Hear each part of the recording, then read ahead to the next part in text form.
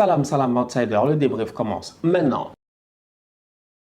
Le Barça perd aujourd'hui 1-0 à domicile face au Rayo Vallecano pour la première fois depuis très longtemps. Et sincèrement, depuis très longtemps, je ne pense pas avoir vu de mon vivant depuis que je regarde cette équipe du Barça-là perdre, je dis bien, 3 matchs, je dis, à domicile. Ça fait 3 fois d'affilée que le Barça joue chez eux et ils perdent. Et au-delà de cela, il y a un match, ils l'ont perdu. Ils ont même perdu le stade. Ils n'ont pas juste perdu le match, vu que Francfort, ils sont venus, ils se sont installés. Donc le Barça de Xavi, qui il n'y a même pas un mois, je vous dis, il n'y a même pas un mois, le 20 avril, le 20 mars passé, j'étais à Madrid. Ils ont battu le Real 4-0. Il y a 4 semaines, ils ont battu le Real 4-0. Depuis lors, si tu regardes bien, c'est des hauts, c'est des bas. Et en ce moment, ils sont sur une période de bas.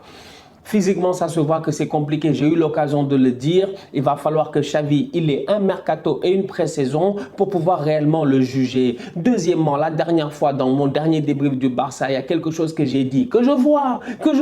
Je vous l'ai dit que cette équipe-là, le jour où les joueurs vont commencer à se gérer et à sortir de bonnes performances dans la durée, dans la constance. Soyons très très sérieux. Vous regardez, je dis bien, tous les championnats. Tu regardes, je dis bien, les équipes qui sont censées être les concurrents du Barça. On va parler de Liverpool, de City, de l'Inter Milan, si vous voulez même, je ne sais pas, dans leurs championnats locaux. Tu regardes, je dis bien, ce que font ces équipes-là. Même l'Inter, on peut les enlever, même parce qu'en Europe, ils galèrent. Mais bref, il y a certaines équipes, si tu regardes bien, les joueurs qui sont là-bas, ils performent dans la constance. On ne te dit pas que Trent Alexander-Arnold a fait une demi-saison. On te dit qu'il a fait une saison pleine. Robertson, c'est la même chose. Thiago Alcantara, à moins qu'il soit blessé, sinon à chaque fois qu'il est là, il est très bon. C'est-à-dire qu'il y a des choses qui se passent dans certains clubs, je suis désolé, à Manchester City, c'est la même chose.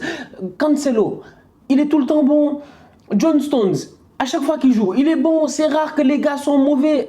Comment il s'appelle? Même Laporte, c'est très très rare. Kyle Walker, c'est la même chose. Rodri, c'est la même chose. C'est-à-dire que c'est important aujourd'hui que dans ton effectif, les joueurs les plus importants, ils soient capables d'être, je dis bien, constants dans la durée. Au Barça, j'ai eu l'occasion de le dire, cette saison notamment, c'est une des choses qui leur a manqué. Frenkie de Jong est sorti aujourd'hui. Apparemment, il était fâché. Je regarde, je dis bien, et je me dis, Frenkie de Jong, quand je vois les déclaration de Xavi cette semaine, j'ai envie de croire qu'il va rester. Mais Frenkie, peut-être qu'il est arrivé trop tôt. Parce que Frenkie, quand il signe au Barça fin année 2019, il sort d'une saison extraordinaire avec l'Ajax. C'est une équipe extraordinaire qui fait une épopée magnifique. On s'en rappelle très bien de cet Ajax-là. Frenkie arrive au Barça, mais dès qu'il arrive au Barça, le Barça est dans une période trouble.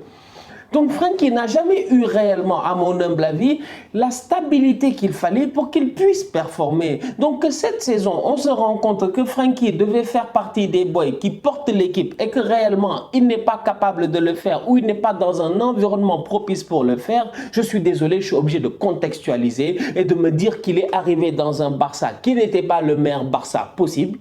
Ça, c'est un fait quand même, franchement, il y avait des problèmes au niveau de la direction. Et au-delà de cela, c'est un Frenkie qui apparemment, personnellement, a vécu des moments difficiles cette saison. Donc bref, c'est pour dire à quel point aujourd'hui, dans cette équipe-là, il y a plein de choses qui ne marchent pas. Ousmane Dembélé, en début de saison, il n'est pas là. En ce moment, il est excellent. Il est très très bon. Il enchaîne les bonnes performances. Mais Ousmane Dembélé, force est de constater encore une fois que cet été, il va falloir encore une fois lui répéter qu'il faut travailler la finition. C'est pas possible. Tu peux pas être aussi talentueux et ne pas marquer de but. Moi, je ne connais pas d'ailier qui est aussi fort que Dembélé et qui ne marque pas de but. C'est-à-dire que c'est pas possible, ça ne marche pas. Ça ne marche pas.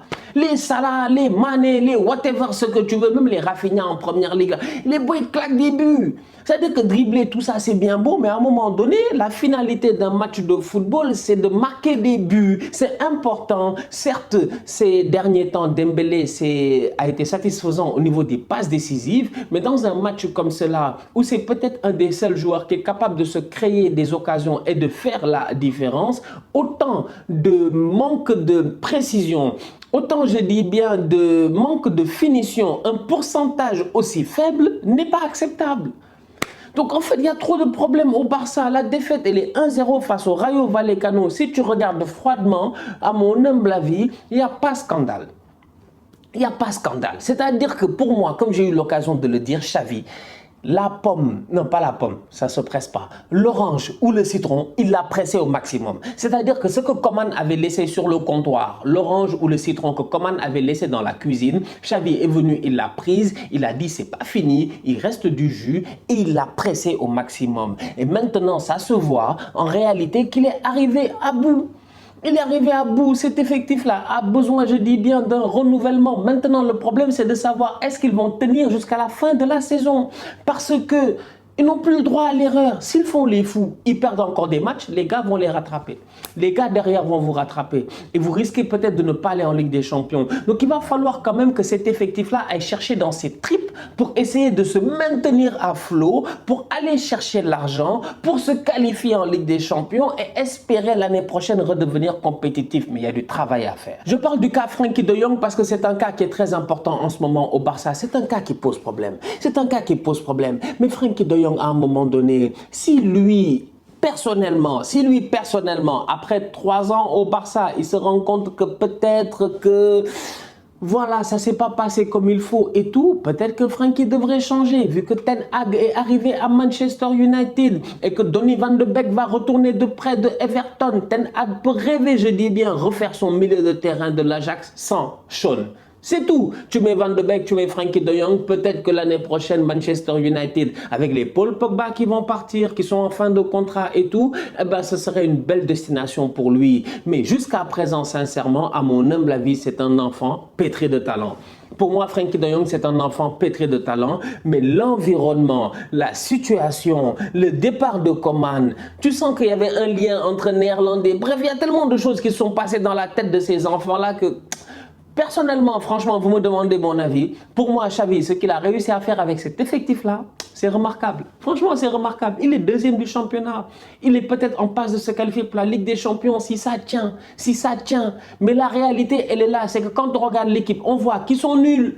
En fait, ça, c'est une réalité. Le Barça, ils sont nuls, en fait. C'est le Barça, c'est le grand Barça. Mais défensivement parlant, c'est pas bon. Tout à l'heure, je parlais de constance, même dans mon dernier débrief, en disant que c'est important. Dans le dernier débrief du Barça, je disais que le jour où Dembélé va te faire 30 bons matchs, Pedri, 30 matchs sans blessure, je ne sais pas quoi, 30 matchs. C'est-à-dire que le jour où les boys vont décider de faire comme les autres font dans les grands clubs, à Liverpool, à City ou je ne sais pas quoi, c'est-à-dire que les gars sont capables de te donner 30 matchs de haut calibre dans une saison, mais le jour où ça arrive, ce Barça-là sera à un autre niveau. Pour le moment, ce n'est pas le cas. Pour le moment, ce n'est pas le cas. Marc-André Ter Stegen, début de saison, catastrophique. Ces 2, 3, 4 derniers matchs, excellent. Il arrive aujourd'hui, il prend un but, à mon humble avis. Il doit faire l'arrêt.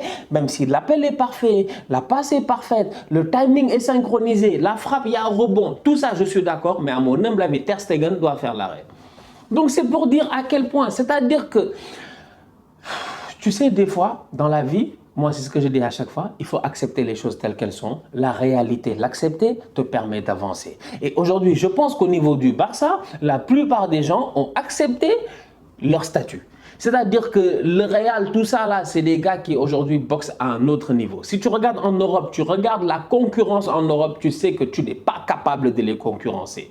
À part avec le nom, le Barça peut concurrencer en date d'aujourd'hui, en date du 24 avril aujourd'hui. Le Barça peut s'asseoir à la même table que Liverpool, Manchester City, tous ces clubs-là à cause du nom et du palmarès. Mais si on prend le jeu en date du 24 avril, le Barça ne s'assoit pas à la table de Caen.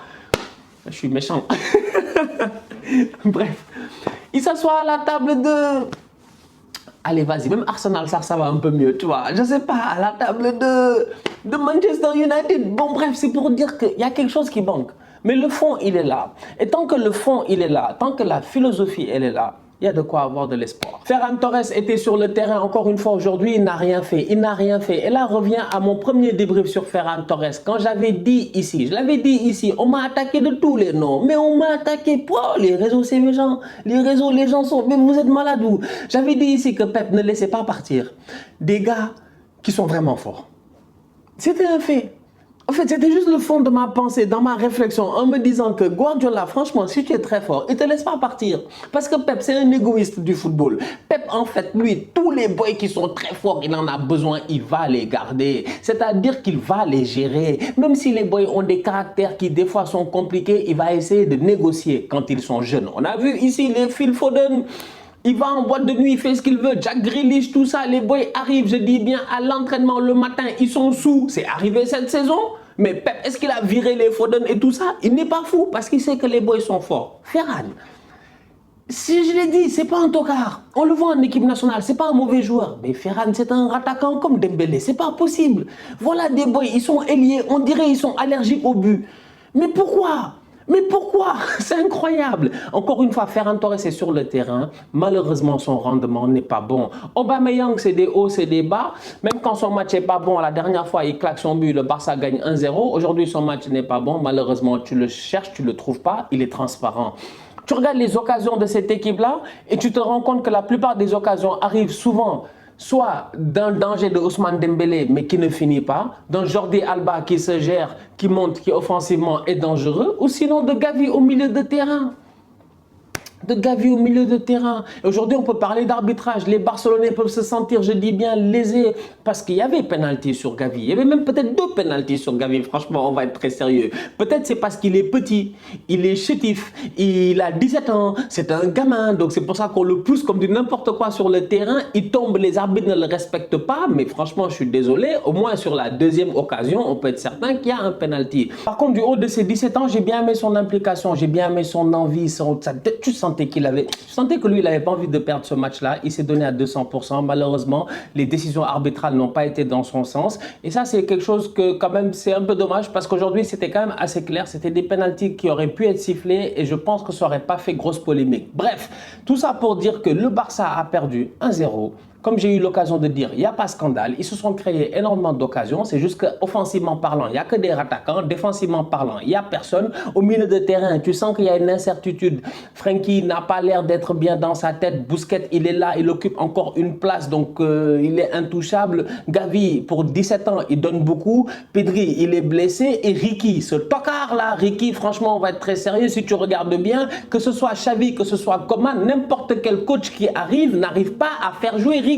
Question à se poser, à savoir qu'est-ce qui se passe avec cet enfant-là, franchement, sincèrement. Le petit, il est pétri de talent, ça, on le savait. On l'a vu jouer, je dis bien, durant le début, avant que les Pedri, tout ça.